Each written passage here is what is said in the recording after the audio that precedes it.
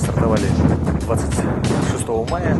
Каждый, кто здесь участвует, он своим личным примером показывает, что нужно заниматься спортом и на самом деле работать и мечтать.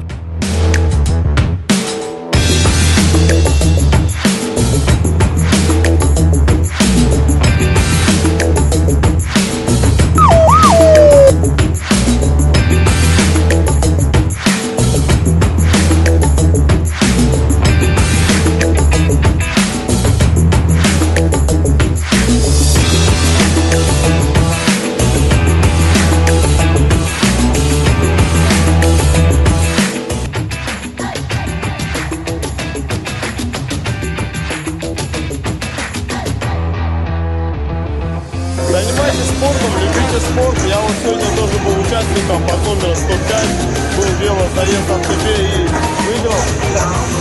Вот это велосипед.